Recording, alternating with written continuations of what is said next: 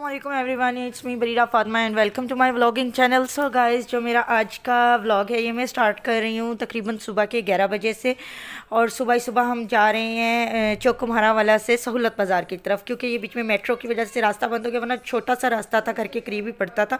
लेकिन अब मेट्रो बीच में आ गया तो बहुत दूर से होके वापस आना पड़ता है मुड़ के।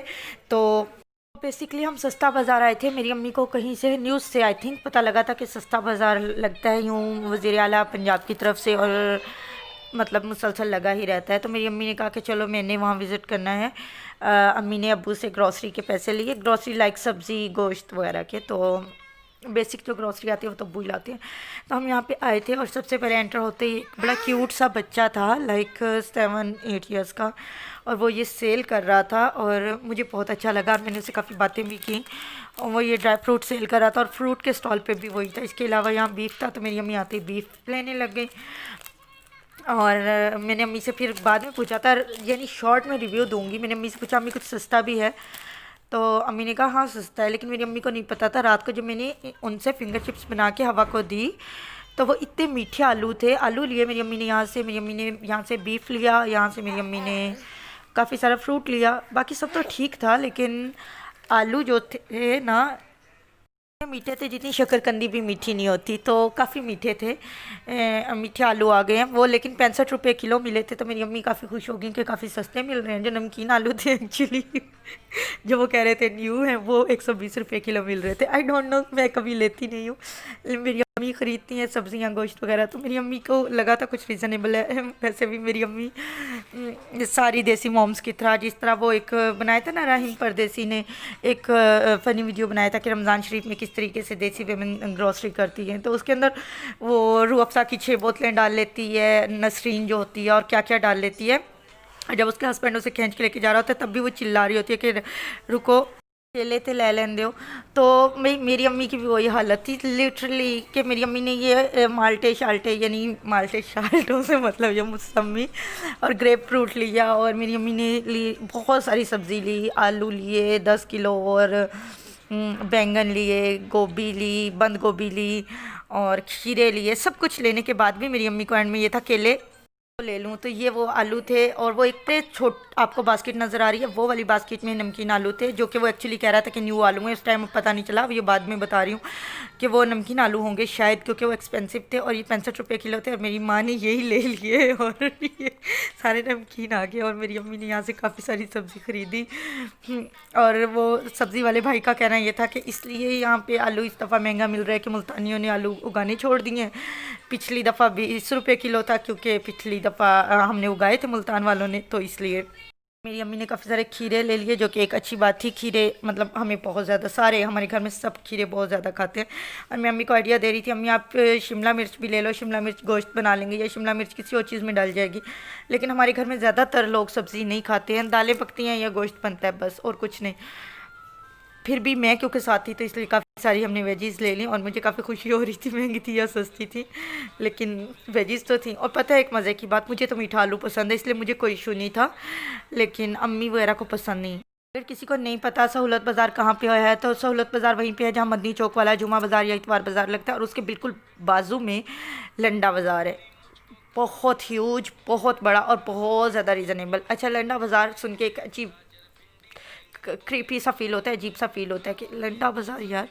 लेकिन लिटरली आजकल कितनी थ्रिफ्ट शॉप बन गई हैं, thrift shop and again, near to new, इस तरह के नामों के साथ इतनी इंस्टाग्राम पे थ्रिफ्ट शॉप बन गई हैं, जहाँ यही लंडा बाज़ार का सामान होता है, जो कि लड़कियाँ यहाँ से, लड़कियाँ या लड़के यहाँ से ख़रीद के ले जाते हैं।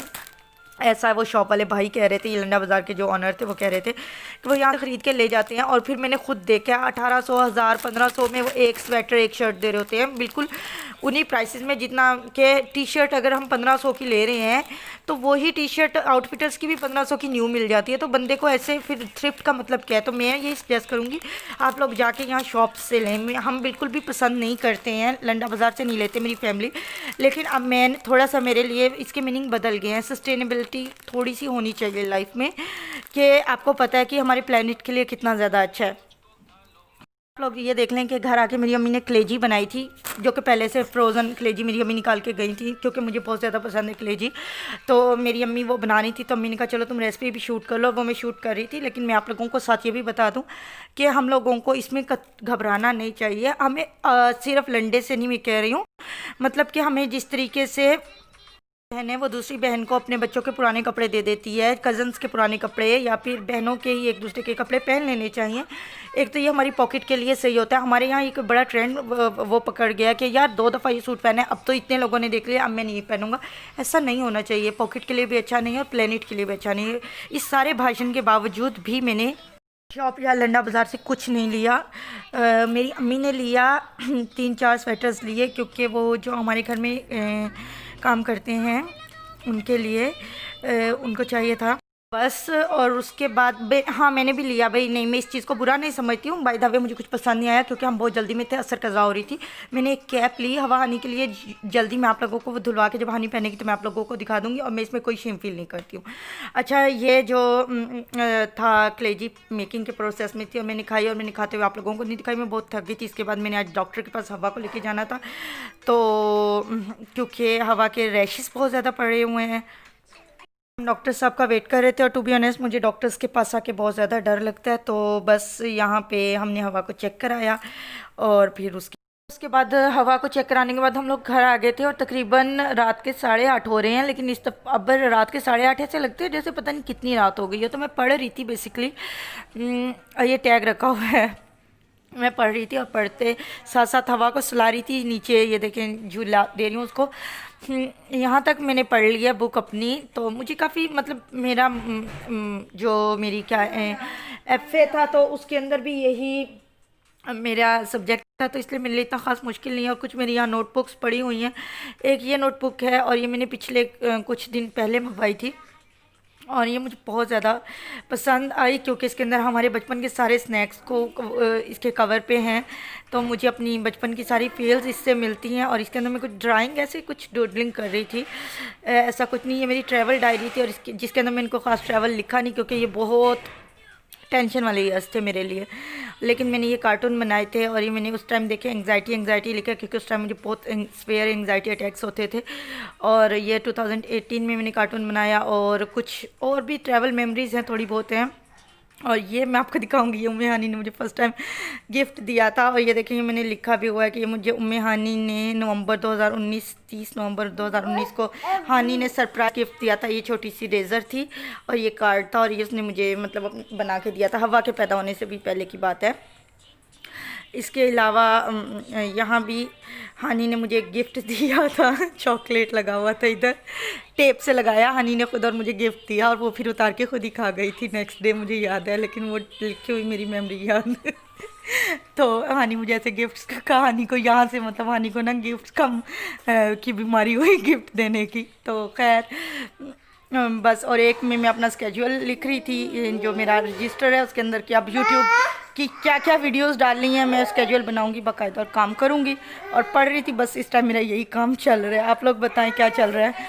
बच्चे सो चुके हैं। आज हमने फाइनली अपना जो रज़ाई है वो निकाल लिया। लाइट वेट ब्लैंकेट्स में अब ठंड लगती थी रात के वक्त, ख़ास तौर पे हानी को, तो फिर मैंने ये चेंज कर लिया है, अब रज़ाई निकाल लिया है। थोड़ी सी मुझे रज़ाई में गर्मी लग रही है, लेकिन ये कि जब सुबह के वक्त फजर के टाइम तक ना बिल्कुल रज़ाई परफेक्ट लग रही थी।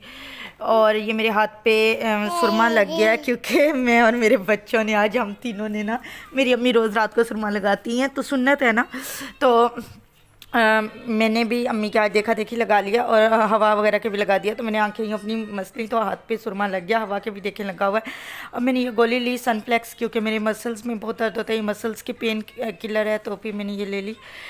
और बस अब मैं भी सो जाऊंगी। आजकल हमारी रूटीन ये 12-1 बजे तक सो जाते हैं, और सुबह को उठ जाते हैं। तो मिलते हैं अगले व्लॉग में। अल्लाह हाफिज़।